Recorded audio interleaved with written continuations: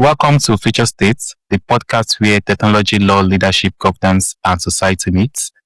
I'm Emmanuel, and today we are discussing one of the most important questions facing leaders in the age of AI. Are we governing AI, or is AI beginning to govern us? AI is no longer a future possibility. It is already inside the tools organizations use. It's also part of the system that supports our decision, and of course, many of the platforms people rely on every day. It's been baked into it that it is difficult for you to actually know if AI is making a decision for you. The challenge now is that many organizations are adopting AI faster than they are building governance, accountability, ethics, security, and even the leadership structures needed to manage it. My guest today is Tuluanyi.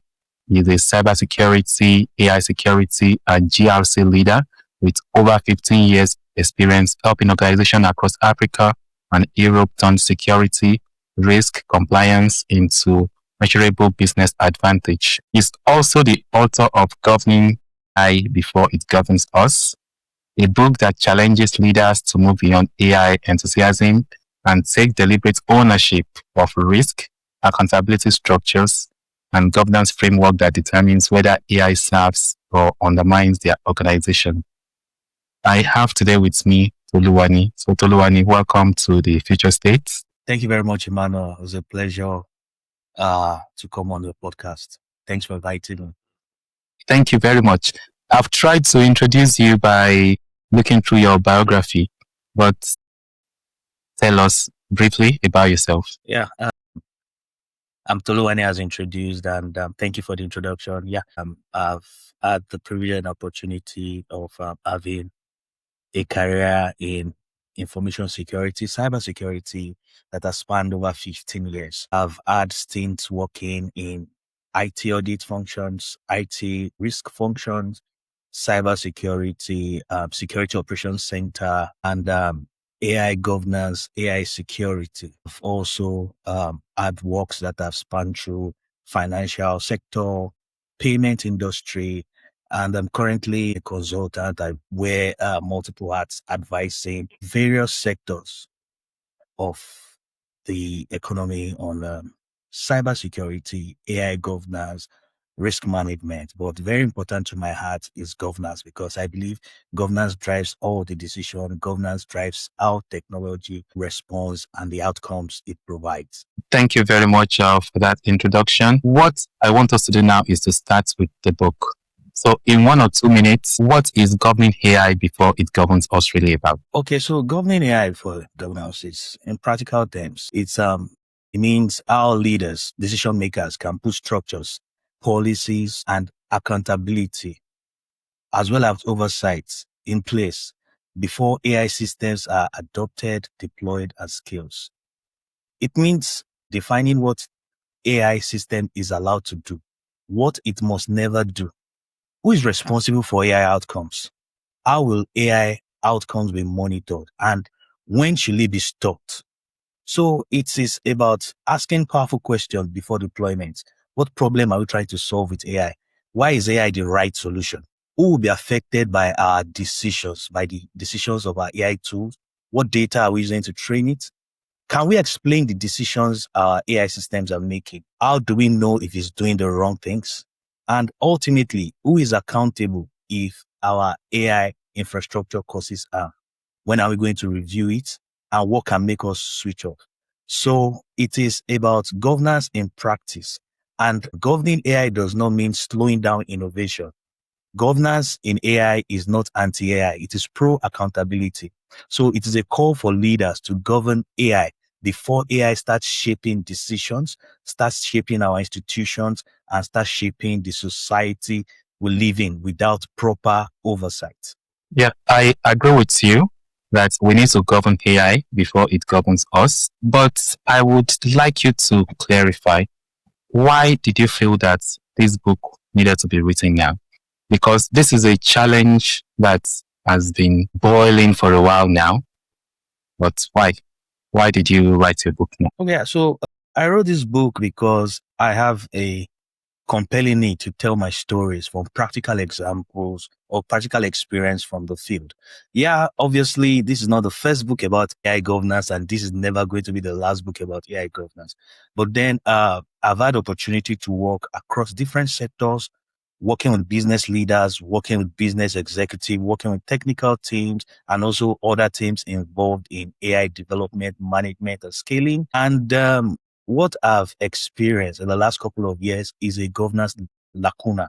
So what we see in practical experience is that, taking an analogy of building a car, we're interested in building a car that is all sleek, can move very fast, like a Formula One car. Nobody is looking at braking systems. Nobody is looking at other controls. Yeah. So the idea is not to build a car that is all brakes, because the car is moving nowhere.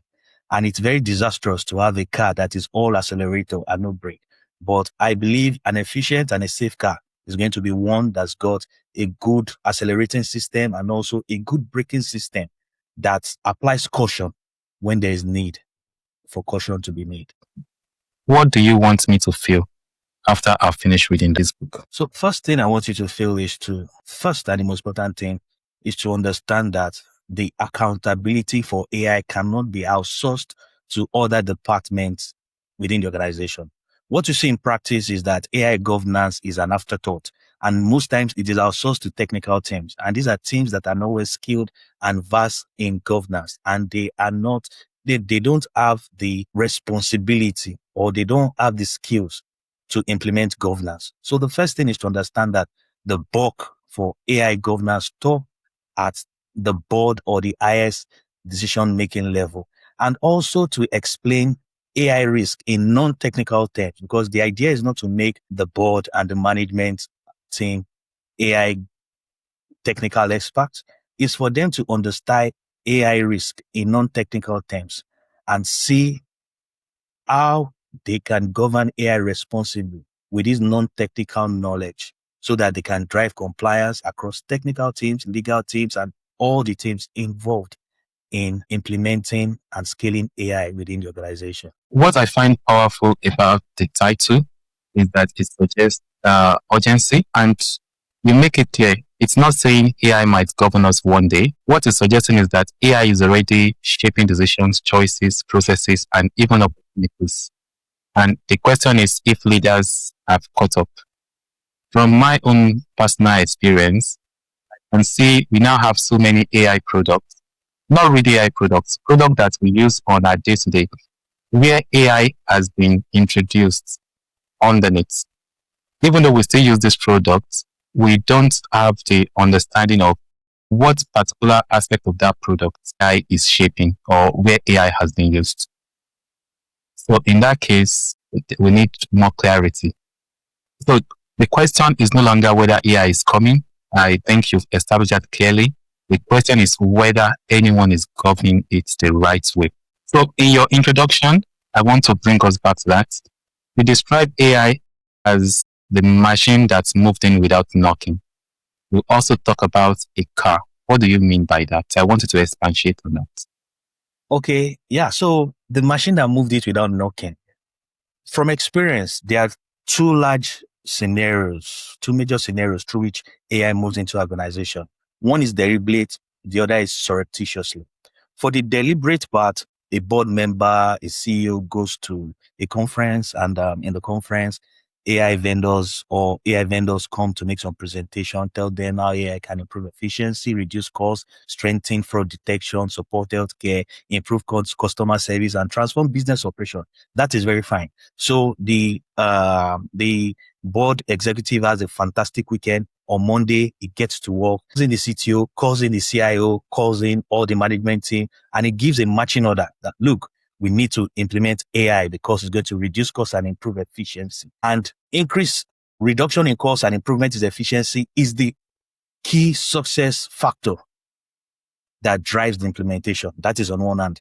On the second hand, there are organizations that are behaving like an ostrich, that they bury their head in the sand. AI is already in every organization, even if we choose to deny. Most of the tools we use, productivity tools, work processing tools, they have AI embedded in them. We find organizations where staff have already they have already unilaterally bought paid versions of these tools to improve their jobs.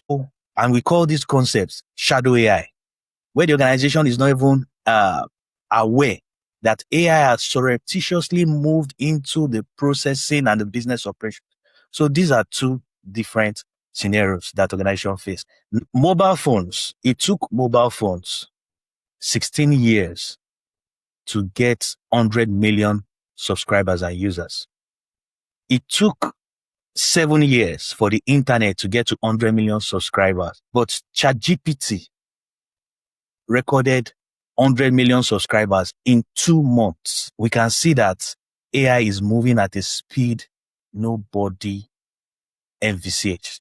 Yeah. And because of the kind of decisions it's making, we need to wear our thinking caps and we need to govern it, because it is in some ways governing the way we live, how we make decisions, and even the kind of things we think about. This is one of the most important leadership blind spots. Many boards are still debating whether to adopt AI, while staffs are already using it to draft emails, summarize reports, analyze documents, and support a lot of decisions within the organization. So I want you to expatiate more on how has AI entered organization through everyday tools like emails, documents, spreadsheets, search, analyst, and all those tools that you mentioned briefly there. And after that, I would like you to tell us about the danger when leaders think they have not adopted AI, but employees are already using it. So, surreptitiously, AI is everywhere within business operations. Any organization that employs technology to provide services to customers have AI in some way, shape, or form. Most leaders, so if you speak to most leaders, they tell you, oh, we don't have AI in our organization because we have not officially implemented AI tools. But AI tools have come from the back end through the tools they use. And also, some staff has also gone out of their way. Software developers, even regular staff that are drafting emails, customer care, support staff, they have gone out of their way to pay for some of the popular AI tools to help them drive efficiency in their business operation. So what is required of business leaders really is to wake up and smell the coffee. AI is already within your organization, if you admit it or not. And we now have to start setting up governance processes to first determine, as an organization, what do we need AI for? How can AI support our business processes? And beginning to determine the type of AI we need. I would like us to talk more about the danger when leaders think they've not adopted AI, but everyone within the organization are already using it. Yeah, there's a lot of problem in that, because most organizations are regulated based on the sector they are. And different organizations keep different kind of data, different kind of information. So we've seen situations where a staff who has not been trained on AI best practices, who have not been trained on AI ethics, just want to draft an email. Then it copies company data that could contain personal identifiable information, could contain company private information, dumps it into the AI just for it to help structure the email and put it in a very good readable format. So number one, we've seen a lot of privacy breaches along that as part of the downsides of shadow AI. Then also, we already see automation bias, because again, some of these staff or some of these business operators, they don't understand that AI output might contain errors. They take AI as the gospel truth. So they just make business decisions based off the output they get from AI tools, which again is going to significantly affect the outcome of businesses. Okay. Now let's talk about shadow AI. What is shadow AI and why should leaders care about it? So in simple terms, shadow AI is not acknowledging that AI is used within an organization when actually is in use, when we don't have track of the AI tools that is being used within an organization. So why is shadow AI different from traditional shadow IT? Yeah, so shadow AI is different from traditional shadow IT in the sense that AI itself is unique. AI is non-deterministic, and AI drives on data. So for shadow IT, for most of the tools you have in shadow IT, let's say applications, these applications are deterministic. That means you put an input, it does a processing, and you get an output. So there's a range of outputs that we expect, all things being equal. But because AI is non-deterministic, AI involves the use of data, constantly feeding of data. So if you have shadow AI within your organization, number one, you can't track the extent of data that's being fed out of your organization, and you don't know where this data is being stored. Some organizations have some jurisdiction requirements in line with GDPR and other data protection and privacy requirements, where data is supposed to reside only in some jurisdiction. But with the use of AI, this data is being fed into different tools and is moving out of their jurisdiction, which again gives some regulatory and legal infractions to this organization. As you're answering that, I want you to also add what happens when staff paste sensitive information into public AI tools. Okay. Yeah. So when staff mistakenly or either intentionally paste company confidential or customer confidential information into private, so the key thing here is that that information has moved out of the control of the organization. And most times organizations have non-disclosure agreement and they have privacy agreements for this data that is kept in their custody. So it is a breach of privacy, is a breach of legal and regulatory requirements. Some organizations respond by banning everything. No ChatGPT, no Gemini. How should organizations respond? Yeah, so banning everything outrightly is not a good approach, because the truth is, in the current technology environment we have now, AI is a necessity. However, that's where governance comes in. We need to regulate, guide, direct how AI is used. Because the truth is, if you end up banning everything, staff will go out of their way to use AI to make their work processes faster. So the best approach is not to ban everything outrightly, is to come with good governance to say, where do we need AI? What do we need AI for? And why do we need AI within the organization, and provide the AI tools needed for business operators to carry out their business functions. What I see here is that the danger is not that staff are trying to do something wrong, because in reality, they are trying to be productive. But if the organization has no policy, no training, no approved tools, and no accountability trail, then useful behavior can become organizational risk. So what is the balance between enabling innovation and protecting the organization? Because as you've made it clear, banning everything is not an option. Okay. Yeah. So enabling innovation and so what you just described is where we come in, is where governance comes in. Governance is right at the middle, having controls and enabling innovation. That is where governance sits right in the middle of the conversation. Because again, like I said earlier, it is not productive to say we're banning AI. And one of the greatest use cases for AI tools is productivity. So it is clearly deciding, looking at each business function, how can AI enable productivity within this function, and providing the right tools, providing the right controls around those tools to ensure that it supports business, we reduce risk, and we also enhance innovation. Shadow AI basically is that we don't even know what's going on. Is here, we don't know what's going on. We're playing the ostrich, we've buried our head in the sand. Okay. So now I want to move from technology to leadership. Your book argues that AI governance is not simply a technical problem, it's a leadership crisis. Why? So AI governance is not a technical problem. It is not a responsibility that sits with the technology team or the vendor. When harm occurs, the organizational leadership cannot simply say, oh, the algorithm did this, or our AI team did this, because AI itself is driving the way business is being conducted, is driving the way business operations. So like every other business decision, governance sits at the right. Governance gives direction. Governance gives leadership. And that is why AI governance is a leadership problem. It lies squarely on the shoulders of leaders within organization. It can't be outsourced. So leaders often delegate AI governance too quickly to technical teams. Why can't they see it? Okay, I think the main reason is that AI is being seen as a fully technical solution.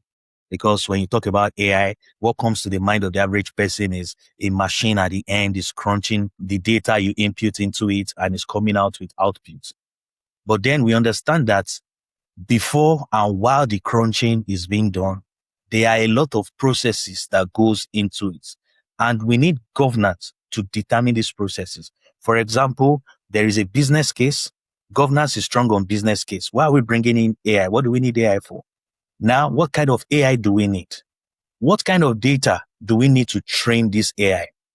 What regulatory limitations do we have? Because in some countries, in some jurisdictions, you are not allowed to employ AI in some sectors or to do some certain business processes like employee behavioral monitoring. You can't employ AI to do that. So these are governance decisions. These are not decisions that can be made by the technical team. Then also human oversight. At what point do we need human beings to actually check the decisions that are made by AI, especially for critical decisions, to be able to check and say, okay, this is our right decision, we can go ahead. So again, there are a lot of governance and human interventions or human decision, because again, AI is not trying to take away the human aspect. There must be human review and oversight, and this is where governance comes to play. Okay, but most leaders do not understand every technical details of AI. But from what you said, they must understand the purpose, accountability, evidence, impact, and oversight for the AI system. There is one question I'm going to ask. What should a board ask before approaching AI system? I believe that might help leaders that needs to use AI but doesn't know where to start. Okay, thank you very much. So again, we are not, the idea of this book or a practical idea. It's not for leaders, business leaders to be AI technology experts. It's for them to understand their role. And one of their role is to first to understand that there must be a business case. How does AI tie to the strategic objectives of the business? How will AI ensure that the business meets its strategic objectives? First, that must be established. What part of the organization will AI affect? Who are those AI will affect within the organization, and how will AI affect our customers? In the sector we operate, what are the regulations concerning AI? In the jurisdiction, in the geography we operate, what are the regulations around AI? Then ultimately, who is accountable for AI decision? At what point do we need human intervention? That is human in the loop or human on the loop for AI decision. Then if AI goes wrong, how do we shut it down? Who gives the command or the go ahead for it to be shut down? So again, all these decisions, the leaders are supposed to be aware of these decisions. And thankfully, leadership is not done in vacuum. There are people and structures within the organization that must be put in place to ensure that these questions can be answered adequately, and people can be responsible for these questions. But ultimately, leadership will be accountable for these decisions. Is I do not understand technology still acceptable excuse for senior leaders? Not understanding what technology does is not an excuse for a leader in the world we are now. We might not understand the coding, we might not understand the technical blueprint, but we must really understand what we are trying to achieve with technology within the organization, how technology is being implemented to support the business strategic objectives. And we must be able to pinpoint as a leader or have structures in place within the organization, structures like risk assessment, incidents, monitoring, logging, auditing, that can help us know if our technology or our AI is deviating from the set strategic objectives and either move back or discard or discontinue it in line with our use case in line with our use case. So we're not saying that AI must, we're not saying that a CEO, for example, should understand technology the way a CTO is going to understand it.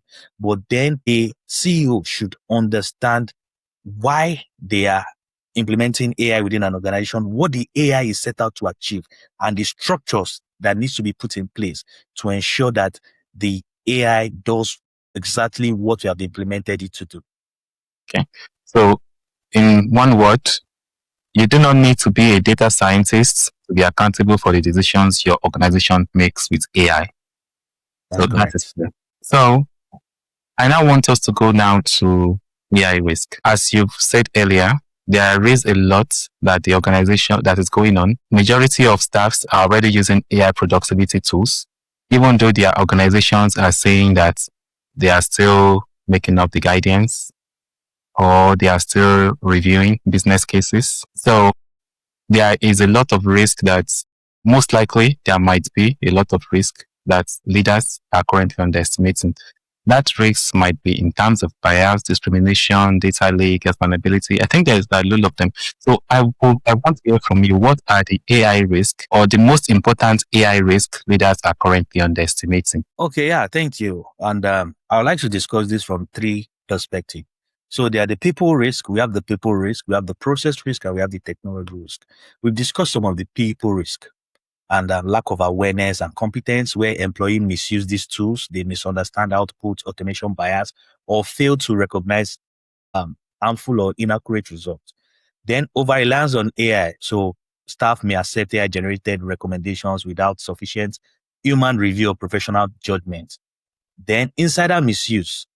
Employees or staff may intentionally or accidentally use AI to expose sensitive information, create harmful content, or bypass controls. Now, moving to the process risk that we have. One of them is inadequate governance, where the organization itself failed to deploy AI without defined policies, roles, ownership, and management oversight. Also, we've seen in practice, we've seen process risks that like weak data governance, where data used for AI may be inaccurate, incomplete, outdated, or unlawfully obtained, and therefore they are unsuitable for their intended use. Then processes like lack of approval, where staff use unauthorized public AI tools without security, legal, or privacy and compliance rules. Then moving on to technology risk. Things like lack of explainability. So for example, we're an organization, just for our conversation's sake, we're an organization that have employed AI to help us with staff recruitment, first level vetting of CVs, and for recruitment. So if a CV is discarded as not being suitable for a role, can we explain in non-technical terms why can we challenge the AI system to justify the reason or explain in non-technical terms why that CV was discarded and why others were selected? Also, there is technology risk of model drift, where because AI is trained on data. So on that one on CV, I would say there should be a legal way to challenge AI decision. In many organizations that does that at the moment, they don't usually provide a legal way to challenge it. What I've seen some organizations write is, as part of the application, they will already say, we are not going to give you a feedback if you don't get to so level of the interview. So with that, they already tell you that we are indirectly saying that we are not going to, you have no way to challenge our decision. Yes. So again, we need to dimension these issues. There are some legalists put around things to really protect the organization. But looking at it from inside of the organization, as an organization that wants to improve, as an organization that wants to ensure that AI investment provides significant measurable value, we need to work towards ensuring governance. And this governance is the best governance you can have is being accountable to yourself before you are be accountable to others. Is creating structures that internally we can, even if we are not asked by external parties, we can by ourselves explain decisions that are being made by our AI systems. Accountability by default. Yes, please. Or we can call it accountability baked in into systems. or accountability by design. So I would say AI risk from what you're saying is not whether the AI system works.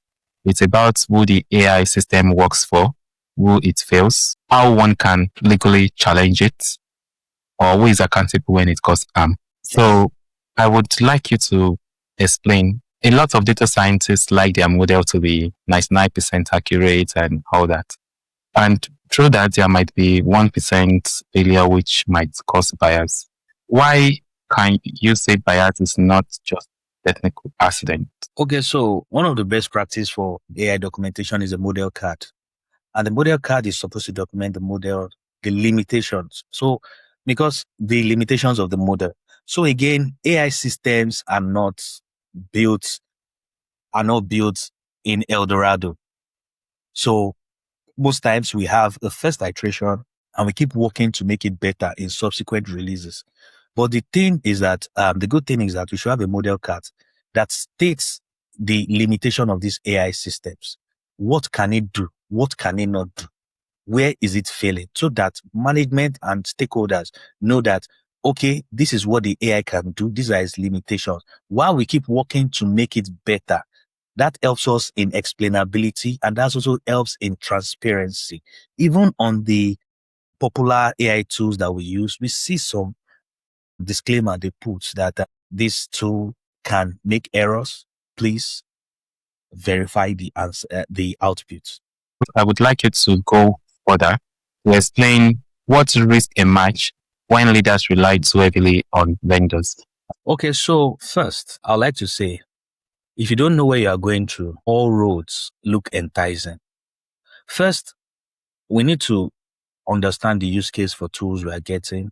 And like from experience, what we see is that procurement of tools are usually management decisions based on previous relationships or based on other factors that are not tied to the outcome that we're trying to achieve. So most times, technologists, data practitioners, data privacy professionals, cybersecurity professionals are not consulted before some of these tools are procured. They just get implementation orders. And of course, they have to do as they are told. So what I'll say is that for us to know the extent to which AI has been embedded in this tool, there's supposed to be a collaborative cross-functional team that's supposed to do assessment on vendor and third-party tools before we even get to make the decision of procurement. So what you're saying is that the arm of AI is human, even when it's a mathematical error, because based on what you've said, it's more of judgments by people. Yes. And that reinforces that popular marketing saying that sales is made based on emotions. Yeah, most times. Most time in practice, we see the way these procurements are being done. And most times it is made on other factors that are not related to the business or the problem at hand that we're trying to solve. Yeah. And then let me go back to your book. In your book, you discuss examples of healthcare, hiring, policing, financial services. Why are these examples important for leaders? Okay, these are examples that affect our day-to-day life.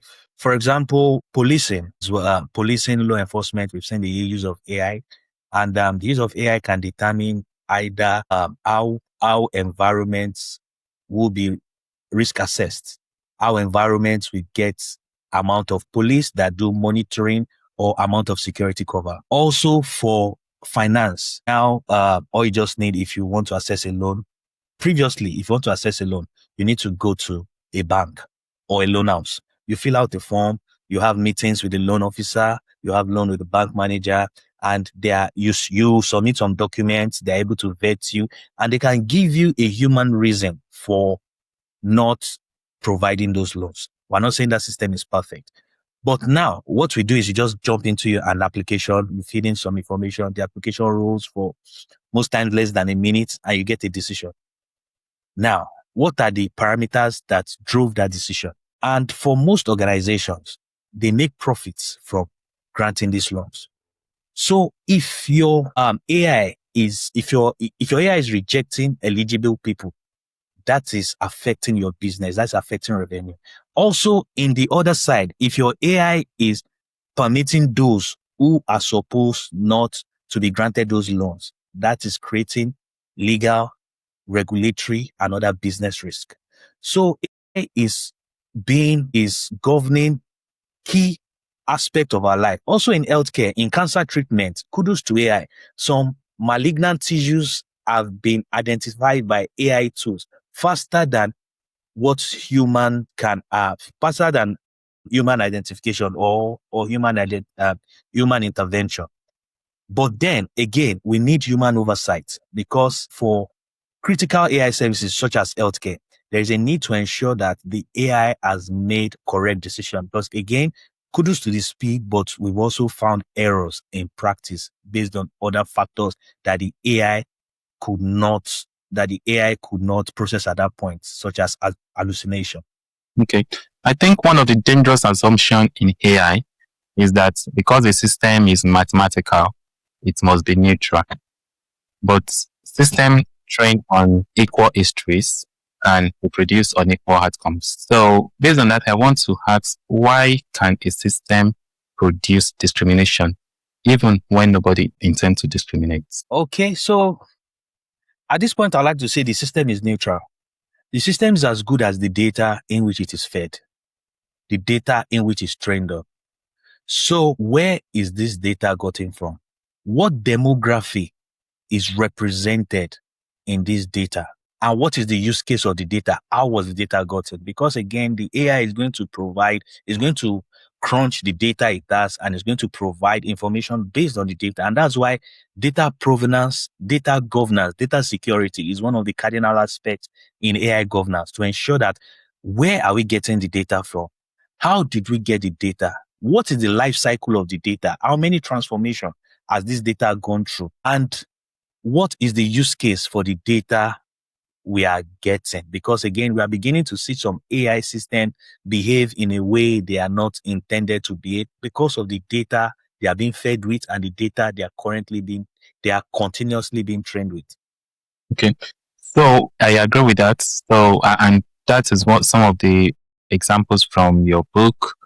But as a leader that is thinking about deploying AI, how should they think about fairness before deploying their system? Okay, so fairness is basically, does the AI system or the AI tool we are trying to implement, how does it represent demographics that will be affected? How does it affect society? What are the societal consequences of the outcomes of our AI? Because in practice, we've seen AI legal tools that are being fed on data that presupposes that some people from some demography, or some people living in some parts of the country or in some jurisdiction, are criminally minded. But in practice, it's not so. Again, we can't say that system is fair enough. Another example that we have documented in the book was about an AI tool that was created for hiring, and the data it was fed with was predominantly male data. So this AI tool, when it sees any information or any data that has to do with the female gender, it automatically junks the CV. We can't say this is fair. Also, we can't say this is fair. Also, we need to check what demography is our data. Is it balanced enough? Can our AI systems, can it give balanced outcomes that doesn't give grave societal consequences? Okay. So I think what I would like our listeners or viewers to take from this is that AI does not remove human bias automatically. In fact, because of the speed and the complexity of the AI system, it sometimes scale it. So if the bias is 1, it can be raised to power 10, raised to power 10, raised to power 10. So that's a big challenge. I want to bring us back to the book, and now I want us to talk about the black box problem.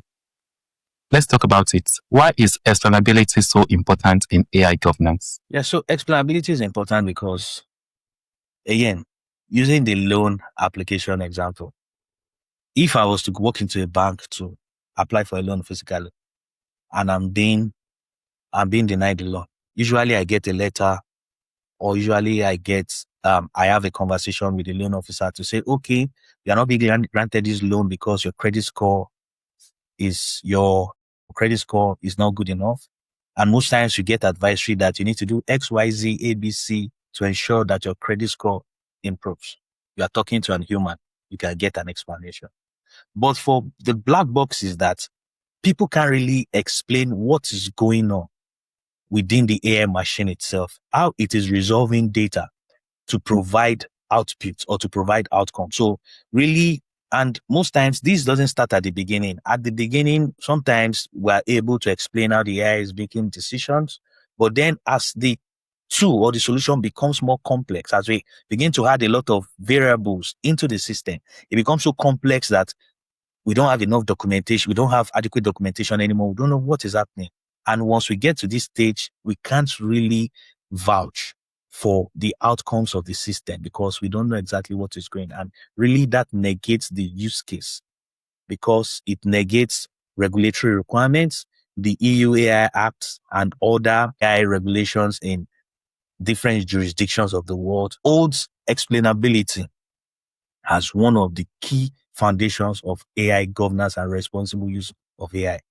Now, in many areas of life, people expect reasons. As you've mentioned, if a loan is denied, if a job application is rejected, or people on benefits, if a benefit decision is made, people should not be trapped by a decision that nobody can explain.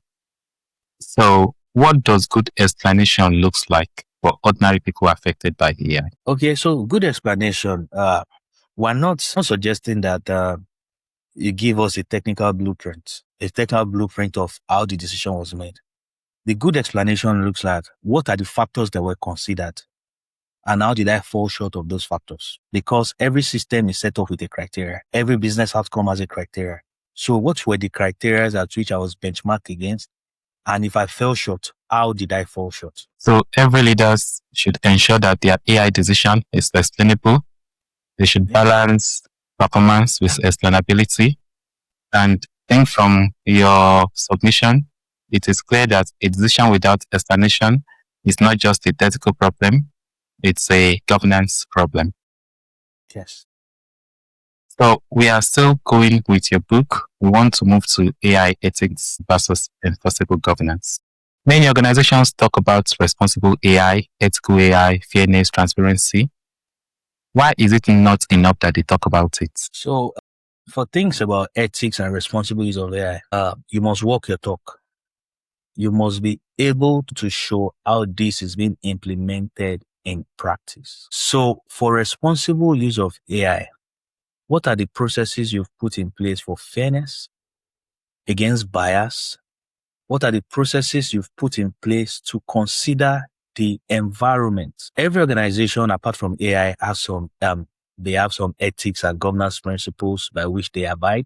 So it's best to ensure that AI also aligns, the use of AI aligns with the ethics that we have already set to benchmark ourselves against as an organization. So practically, you must be able to prove that we have put structures in place to ensure that ethics, fairness, and use of AI in a responsible way. So AI, we don't use AI to harm people. We don't use AI as an organization to spread falsehood. We don't use AI to exploit either our workforce or exploit our customers. And also AI is used looking at the global ecosystem to ensure that we don't harm the environment. So, yeah, thank you very much. It is clear that almost every organization will say they believe in fairness, accountability, transparency, and trust. But the real question is whether those values are converted into policies, controls, monitoring, evidence, and decision rights. So, based on that, I want you to go one step further to tell us what is the difference between having principle and having governance? Because it looks like many organizations are confused or they misuse those words. Okay. So principles are what I've said I will do.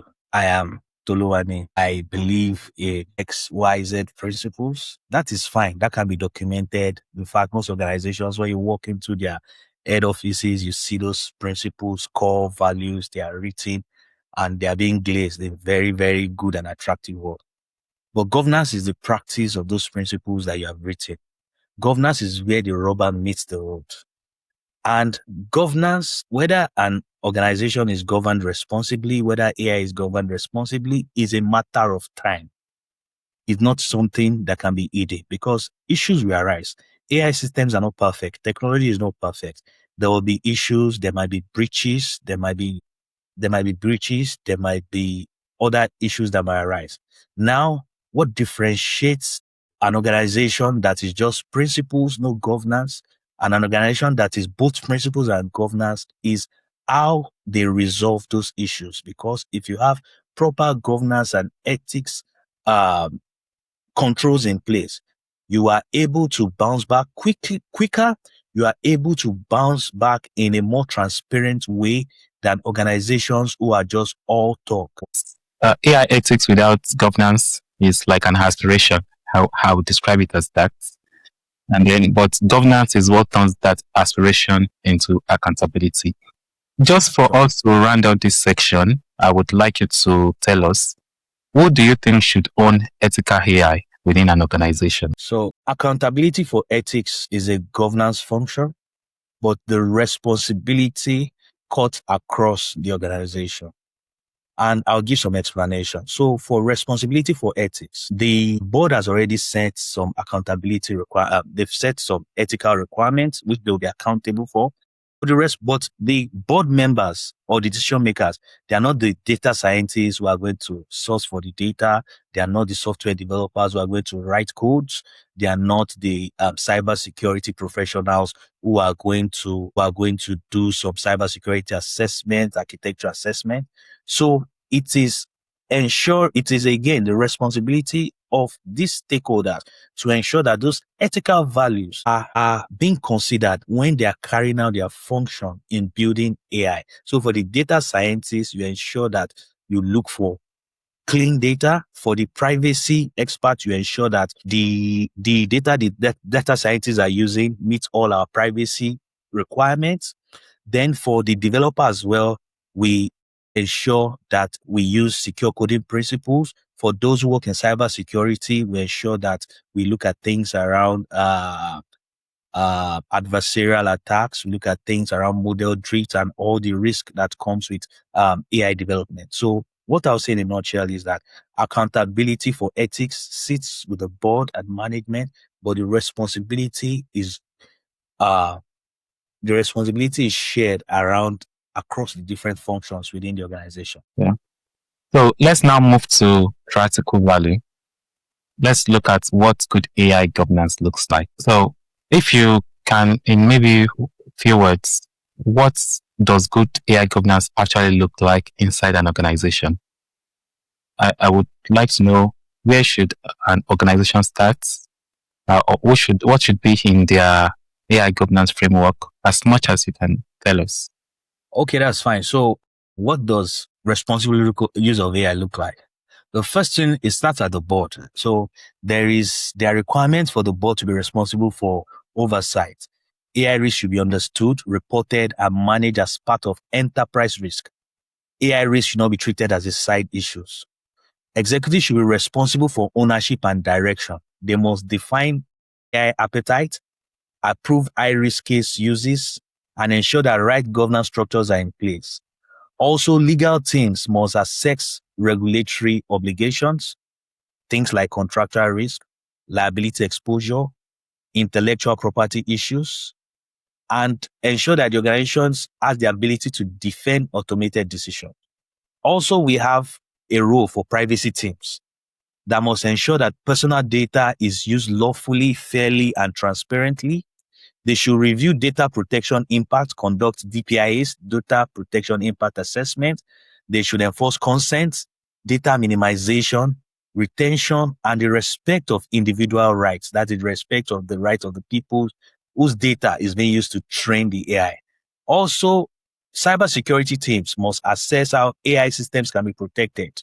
how data flows through them, and how models can be attacked. Also, how secure sensitive information can be secured. Then we have risk and compliance teams who conduct AI risk assessment, monitor risk, assess risk, and report risk.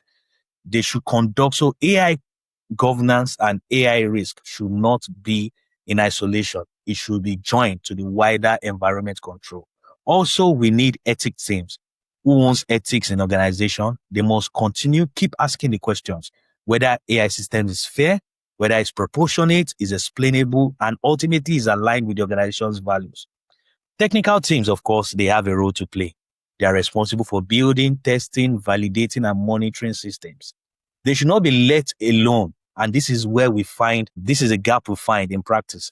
These teams should not be left alone to make decisions that carry legal, ethical, or societal consequences. So in summary, the best AI governance happens when these teams work together under clear leadership and accountability. So I will imagine good AI governance should include stuff like AI inventory, business case, risk assessment, data governance, human oversight, incident response. All those things I mentioned, does that sound right?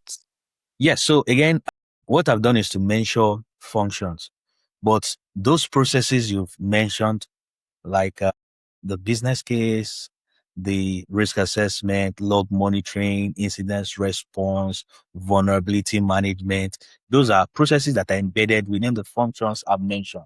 So setting up these functions and processes, then they are now assigned with processes that align with their expertise. So again, this is a collaborative approach and they're supposed to work hand in hand. Okay. So I would summarize this by saying good AI governance starts before deployment and continues after deployment. Yeah. So AI governance is a journey. Yeah. And it's a journey. And it should be live. So organizations should not say we've deployed the AI model and then they stop, because there might be data drift, there might be new data coming in, feature changes. So it should continue after deployment. Yes, it's a journey. AI governance ends at the point where we decide we're not using that AI tool. As long as we have deployed that AI system is being used in our business operations, AI governance is an iterative process. Okay. So now let's talk about procurement and vendor claim. Procurement is one of the most important but under discussed part in AI governance. If the wrong questions were not asked before purchasing an AI system, the organization may inherit risk it does not fully understand. So, and because many organizations would not build this AI system themselves, they will buy them. Well, what should leaders ask vendors before buying AI tools? Thank you very much. So again, what you find in practice is that most organizations are just users of AI capabilities. They are not developers. They don't develop AI tools because again, a lot of resources and technicalities goes into that. So in traditional IT, there is a control for third party and vendor risk. But the use of AI has made the control of vendor and third party risk more important because these tools are making some automated decisions. So as a leader, if I'm going to get a tool, a vendor, a third party tool with AI capabilities, what are the questions I'm going to ask? Number one, after we've understood our use case, is first trying to get the developer of the tool. What data was used? What data was used to develop this tool? Will our data, because again, this AI tool, they're assessing our data. Will our data be used to continuously train your model? Because at times we might have legal responsibility to ensure that the data we have in organization, our customer data is not used for training purposes. Then also we need to understand the controls around these AI tools. I know you're still talking, but I want to say, what evidence should vendor provide that will make it easy for leaders to make the right judgment? Okay, so again, most of the evidences that the vendors will provide might be technical. And the truth is that the leader might not have the capabilities to might not have the technical capabilities to process this information. So again, like we said earlier, when a tool is being processed, especially a tool with their capability, there should be a cross-functional team or within an organization that should approach the vendor selection. So as a leader, what I'll be looking at is the data provenance. Where is data gotten from? What data uses to train? Number two, is there adequate incident and risk management built into your tool? How much of support do you give your tool? So to make sure that for the cross-functional teams you have in your AI governance structure, the legal team do their legal assessment, the IT risk team does their IT risk assessment, the cybersecurity team does their cybersecurity assessment, and the way they give management reports, they're able to give reports based on the assessment of these tools in non-technical terms so that we can make the right decision. Because again, what the leader is concerned with is that they're trying to ensure that the organization meets its strategic objectives. So now with all these metrics and indices you've gotten from your internal team, the question the leader should ask himself is that will they support or impede the organization in meeting its strategic objectives? Thank you very much. Now, I want to move to Africa's AI movement. This is an important part of this conversation because AI governance is not only about organization, it's also about national capacity, sovereignty, local context, and who gets to shape the system that affects people's lives. Your book discusses Africa's AI movement, not movement. So why is AI governance especially important for African governments, businesses, and institutions? Okay, so from the African angle, AI governance is not only a global issue, it's a sovereignty issue. Because alluding to the incident that happened, I think a couple of months or a couple of weeks ago, where Claude, an AI tool that is not owned by the government, it's a private business, but the American government just decided that some versions of the tool will be available for only Americans. Are you referring to Fable 5? Yes, Fable 5 and Mythos. All right. Yes, they made a decision that is only available to Africans. Now, AI is becoming sovereignty issues. Many AI systems used in African markets are built elsewhere. They are trained on foreign data, designed around foreign populations, and optimized for foreign commercial realities. When these systems are deployed in African contexts without proper adaptation and governance, they may make decisions about African people using assumptions that do not reflect African realities. So there's this AI tool I use. There's one of these AI tools for pictures that I play around with. And what I've discovered with that tool is that when you put the picture of a person of color, it only gives one tone of air type. And that is because that is the limitation of the data it is being trained with. By just using it to buttress the fact that these tools are trained on foreign data around foreign context, but they are deployed in African context. And also there is the risk of algorithmic. Africa, it's a place where data, because of weak data governance structures, data is being ferried out, data is being gotten without any form of governance. So Africa has become a market where AI systems are deployed, our data is extracted, and decisions are made without enough African oversight, without African data are being used. For some African businesses as well, trust, compliance, and data protection is being managed by tools that are developed without African context. So it behoves on us to wake up and smell the coffee, see what is happening, and ensure that, number one, we take AI as sovereignty issues. We begin to develop capabilities where we can. And in places where we don't have these capabilities, we need to ensure that we build governance structures before we adapt AI into critical functions. And a key question should be, if the country that is giving us AI tools that we use for governance decides not to provide this tool to us again, what do we do? How do we ensure that the data that they are feeding into these tools that are making decisions for us are Afrocentric, they are African data? I agree with you. Africa should not only consume AI, Africa must help govern and shape it. It is currently failing. There are arguments that infrastructure is still a challenge for Africa, and the fact that many infrastructure in Africa were not built by Africans themselves. Recently, we heard about the contracts for the Apapa ports that is awarded to the British government. So technically, it means that all the data that goes into that port is not managed by the port, or it will be managed by a system that is not made by the ports, a system that is made for elsewhere and replicated there. So I would like to ask, how do we balance innovation, sovereignty, investment, infrastructure, and protection in this case? Okay, so first is to have, so we're beginning to see some jurisdiction of the world, like the EU, there's the EU AI Act, some other countries have got AI Acts. Currently, as we speak, as the time this book was written, Rwanda is already drafting an national AI regulation.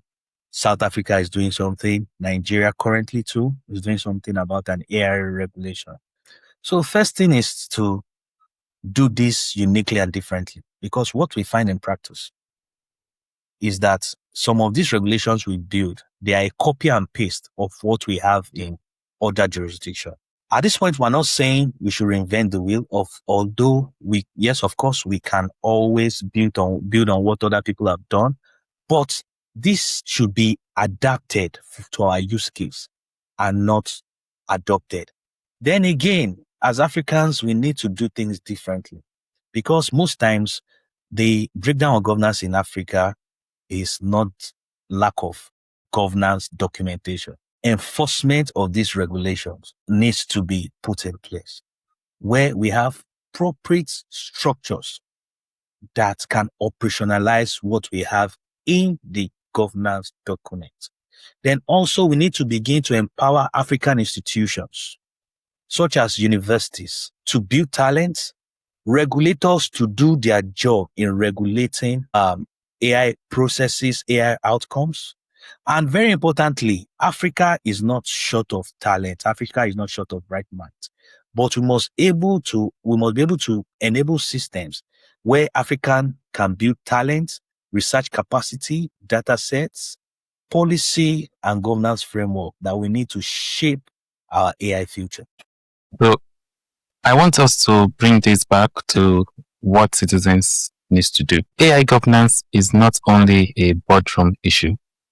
It affects whether people can access opportunities, service, justice, healthcare, finance, employment. You've mentioned the HR use case quite a lot. This book is not only for executives or policymakers.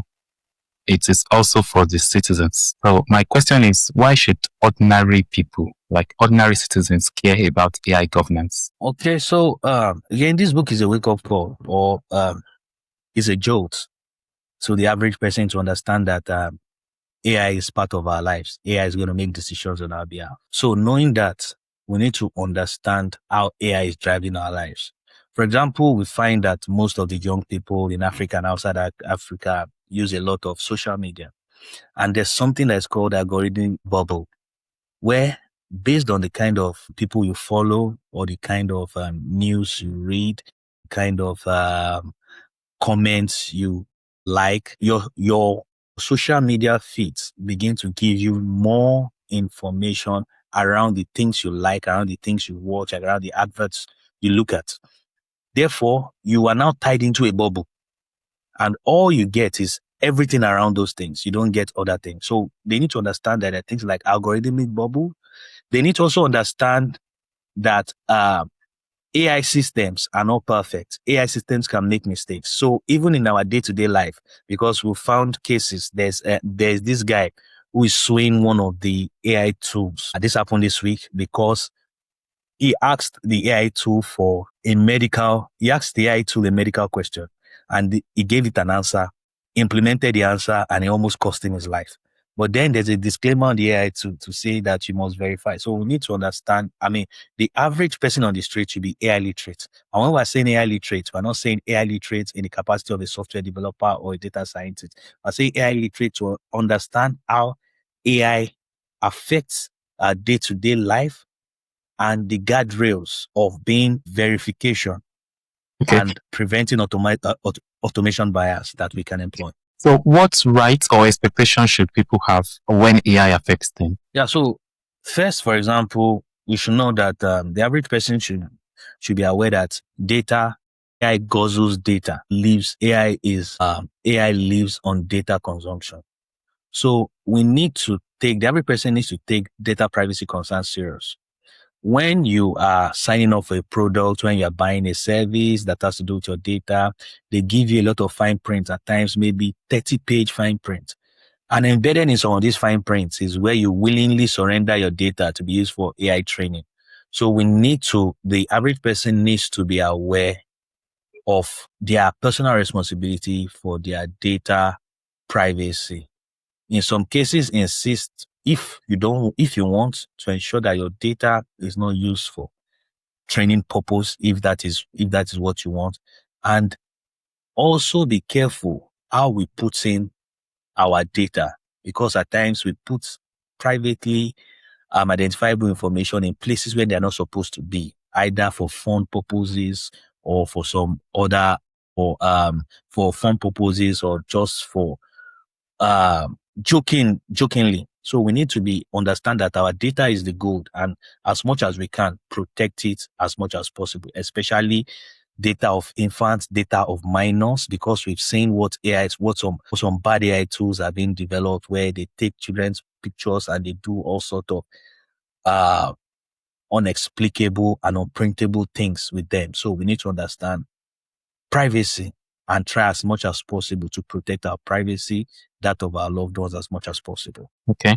So you mentioned automated decision previously. How can citizens ask better questions about automated decisions? So basically, I'm filling a form. Okay, so an example, I'm filling a form where I want to access loan.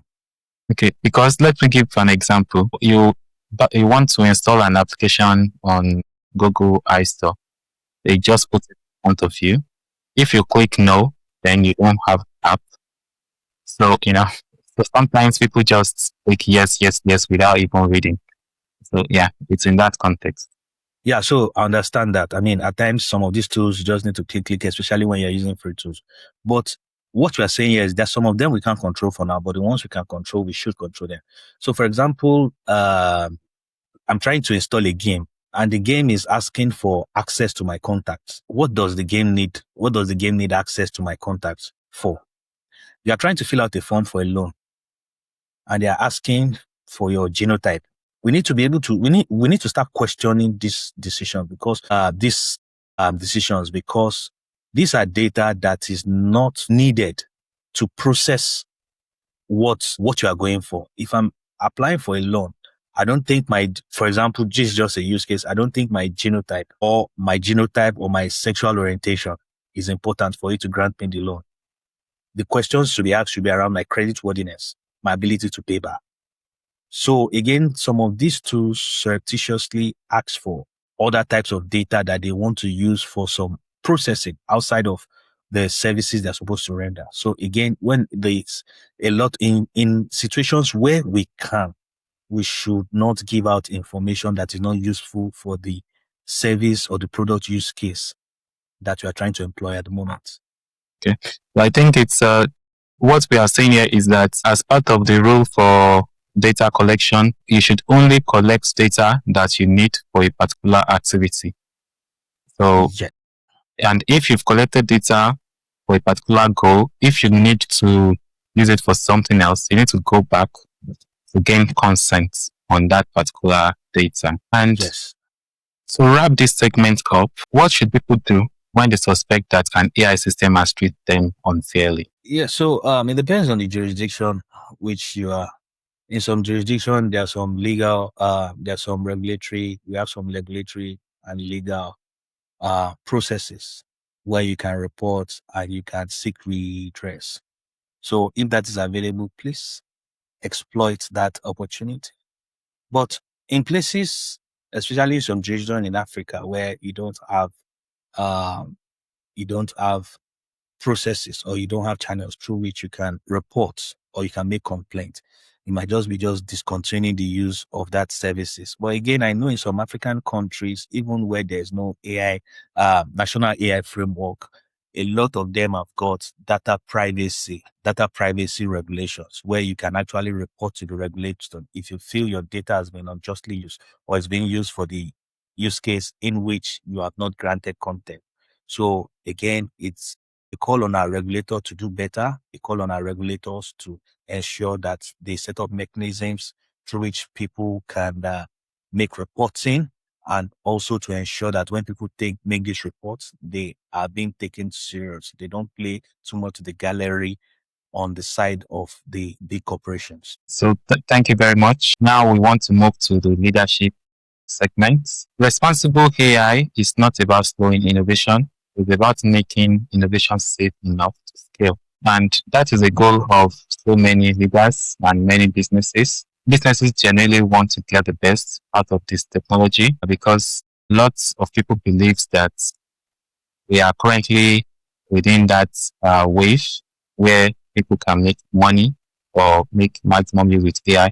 At some point, it's going to reach its peak and things might stall. So if a leader is listening and their organization is already using AI or about to start dealing with AI, what should they do within the next 30 days? I would appreciate if you can give a simple list. Okay. So in summary, final advice to leaders will be simple. First, do not wait for regulation, scandal, or failure before you govern AI.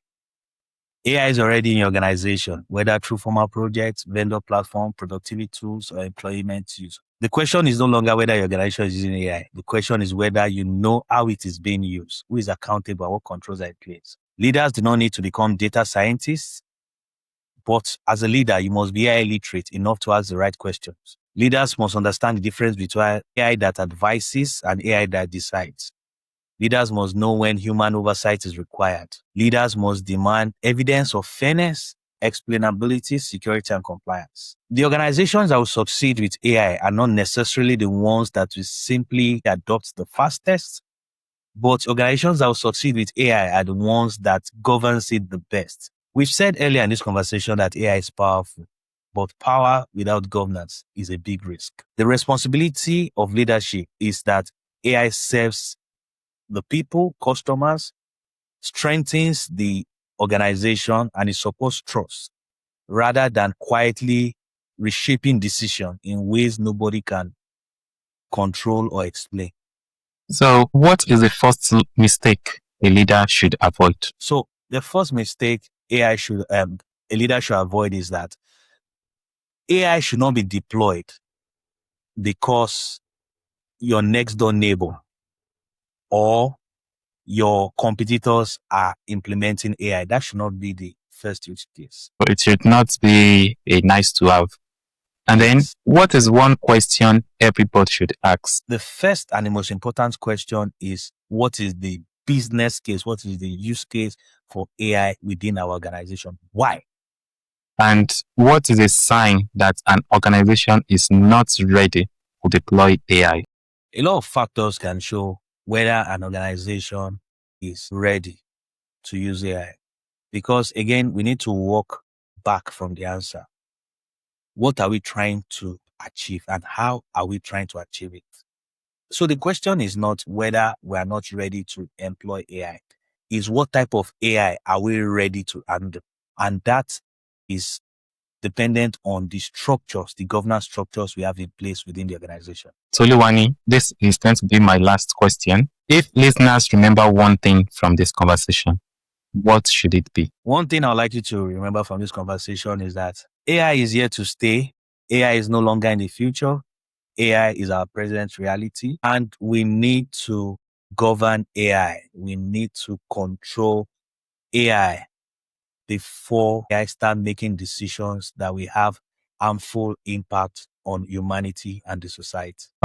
That's a powerful place to end because this conversation reminds us that AI governance is not anti-innovation.